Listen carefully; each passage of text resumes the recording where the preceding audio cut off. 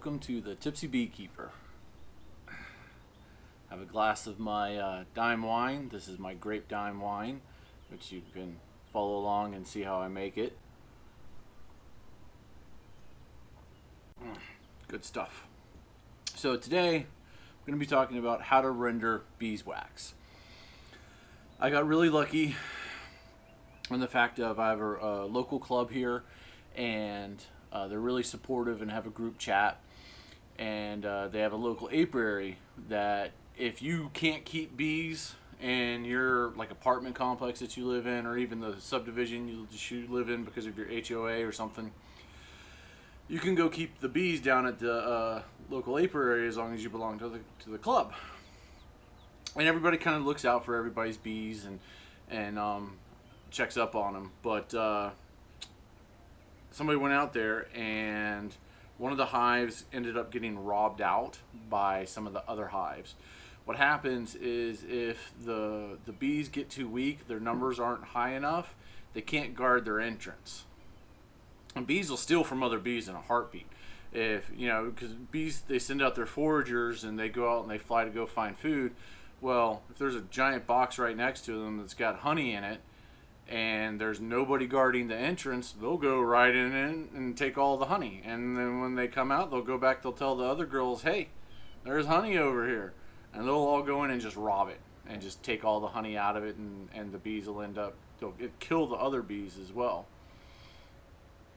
So this hive got robbed out, and when that usually happens, all the comb is empty, doesn't have anything in it anymore.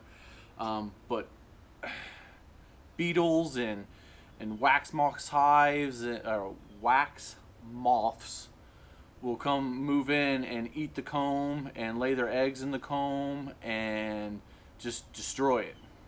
So what I'm going to do today is render down this beeswax and show you how I do it, and get all these cleaned up, and come back later and lay a strip of wax on the top of this, so that when the hive goes to get renewed and it gets new bees in it, they'll know where to build the comb and have it fall down. So first step that you got to do is get your wax into a paint strainer. All right, this is a 5-gallon bucket paint strainer bag, and we're just gonna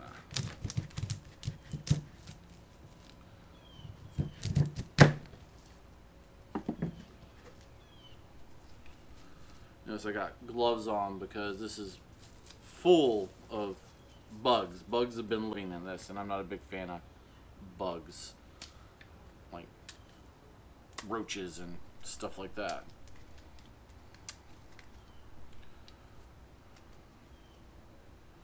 And you can see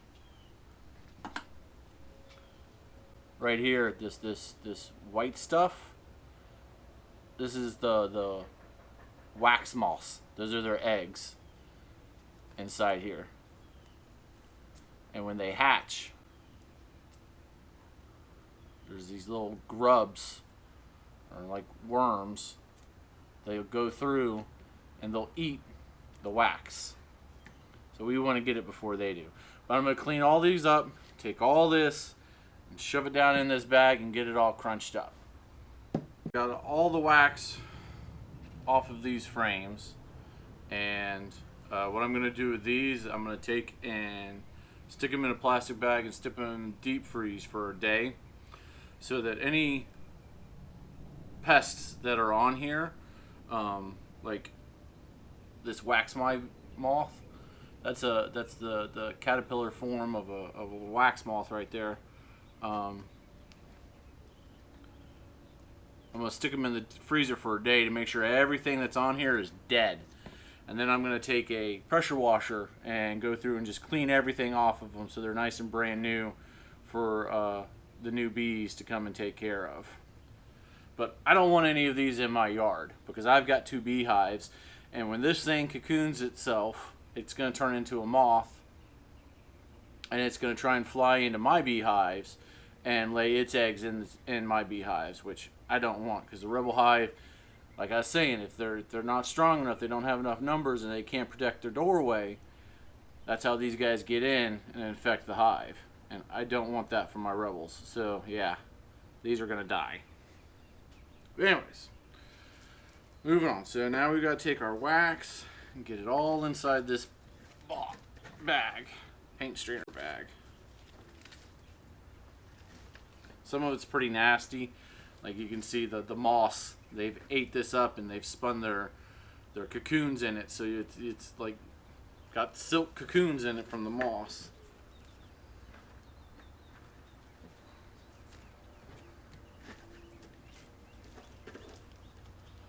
I don't expect we'll get a ton of wax out of this. Maybe 10, 12 ounces of wax. We'll see.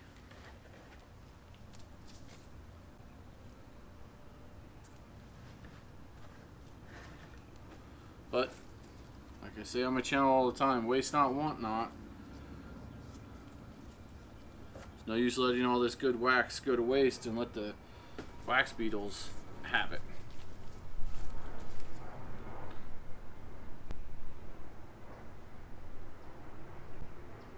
So now once you got it all in your paint strainer bag, I'm going to squish it down some into a nice bowl. Because what we want, I don't want it actually touching the water inside the crock pot that we're going to put it in. Because then this gets all mushy and nasty and it takes even longer to strain it all out. What we're doing is hanging it over the crock pot so that all the wax melts, drops down into the water, and all the gunk stays up here. So how I do that is I take and I put my lid inside of the bag, like so.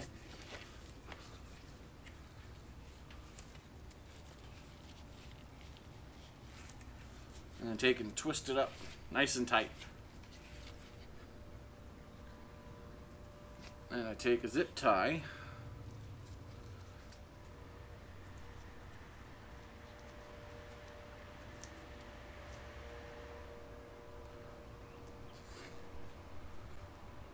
get it nice and tight.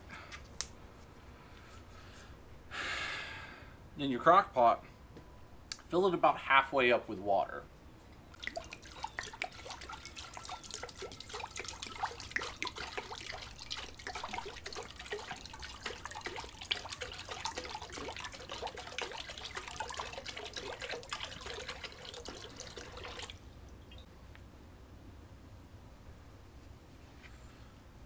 Go ahead and put it on there. It might not sit down perfectly just because of how you have the wax in there, but that's okay. As it melts, it'll mold itself back down. Put it on high, and then clean up all your mess. Actually, it needs to sit there for probably about 6 hours. And what I'm going to end up doing is after it goes for 6 hours, all that wax drops down to the bottom. I'll turn the crock pot off and let it sit overnight. And overnight, all the wax will float up to the top and find a nice hard crust on top of it, which you'll see here in just a minute because, you know, with the magic of movie making, we're going to skip over to that part. So here we are the next day. The wax has been able to cool all night long, and it's come up from the bottom, formed a nice little shell on top, and all the particulates are down at the bottom. So let's take a look at what we got. First, here's all that nastiness that we originally packed in there.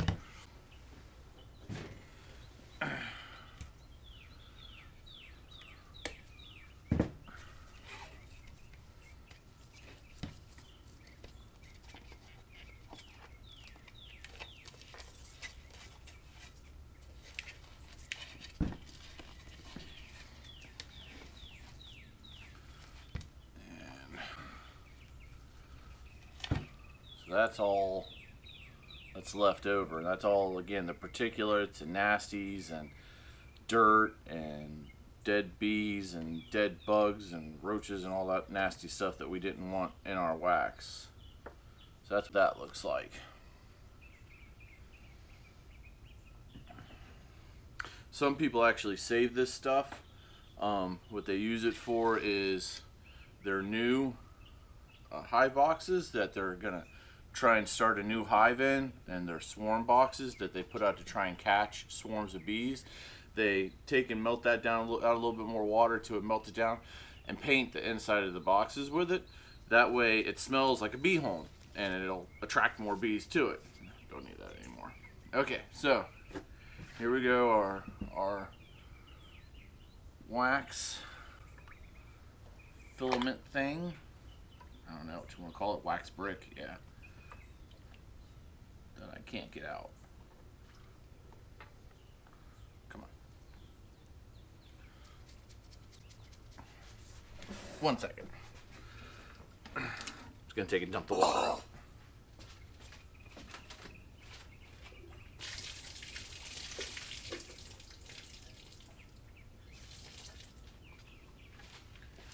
Okay, there we go. Dumped the water out. And that's our final finished product. But not quite our final finished product, because I can see some gunk right there. And some other little particle stuff that made through. Smells really nice though. I mean, it smells like honey and wax. I mean, it's exactly what you think it would smell like. So, since there's some more particles in here, in which we don't want that definitely, we're going to repeat the process again. But this time what I'm going to do is line the paint strainer bag that we put it in with paper towels. This way it will filter out even more of the particulates that are in there.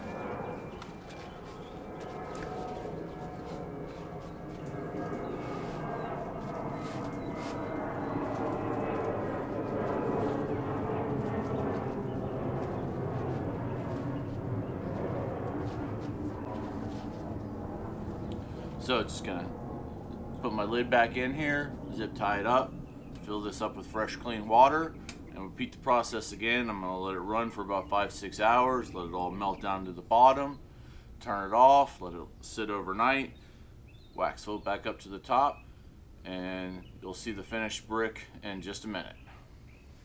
Welcome back to the next day. Got some mead today. So we've done our second rendering where we filtered it through and took it out in the yard, dumped it out. It was just easier that way. Trying to fish it out with your fingers, it was just easier that way. But here is what our paper towel and everything looks like after our second rendering. So there's probably some wax that we're going to miss that gets trapped down inside of this as it was rendering through, but that's okay because we got all of the stuff out of it that we didn't want, and it came out to this beautiful gold wax disc. It has very little impurities in it whatsoever. This is ready to go. You can make lip balm from this, hand creams. I even hear people make shampoo out of it. I'm going to repurpose it to wax up some frames. But so, all in all, through that whole process, we ended up getting 8.36 ounces. I think I estimated maybe 10, 12 ounces in the very beginning of the video, but yeah, it came out to 8.36 ounces. And to give you an idea, I can roughly make about 50 tubes of lip balm out of 1 ounce of beeswax, because you end up using other things like almond oil and stuff to do it. So this could essentially make a whole lot of chapstick bottles. But I hope you enjoyed. I hope you learned some things. Feel free to leave in the comments if you have some other tricks of the trade yourself that you'd like to share. Until then, from the Tipsy Beekeeper, bottoms up.